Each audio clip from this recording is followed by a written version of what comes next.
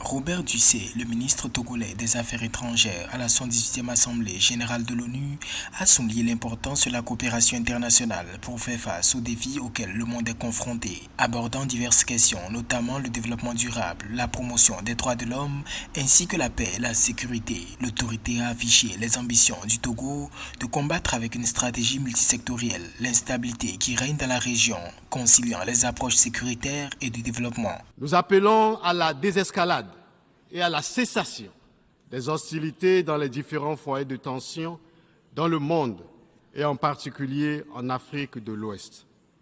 L'Afrique a trop souffert de la guerre et un minimum de sens de responsabilité doit nous convaincre à investir dans la prévention et la résolution pacifique des conflits. En matière d'intensification des efforts nationaux et internationaux dans le cadre général de la protection et de la gestion environnementale, le Togo compte protéger 90% de ses côtes d'ici 2025. À cet effet, outre la mise en place d'un programme de reboisement d'1 milliard d'arbres, des initiatives telles que la promotion des énergies renouvelables, la mise en place d'actions plus efficaces contre les changements climatiques en rapport avec les objectifs de la COP28 restent au cœur des engagements pour la concrétisation de l'agenda 2030. Les actions multiformes que nous menons s'arriment aux engagements onusiens et africains des agendas 2030 et 2063 et s'inscrivent dans la quête commune d'un développement durable partagé par tous les membres des Nations Unies. Dans ce programme, une place de choix est accordée à la protection et à la préservation de l'environnement.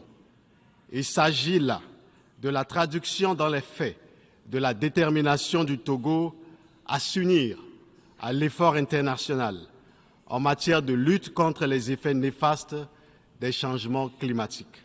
Selon les données de l'ONU, seulement 15% des objectifs de développement durable sont en bonne voie, beaucoup étant pour le moment stagnants. Le rapport 2022 de l'ONU indique par ailleurs que dans les pays à faible revenu, le ratio du service de la dette publique totale par rapport aux exportations est passé d'une moyenne de 3,1% en 2011 à 8,8% en 2020. Les États membres devront à cet effet s'engager à agir d'urgence pour un plan concret d'action durable.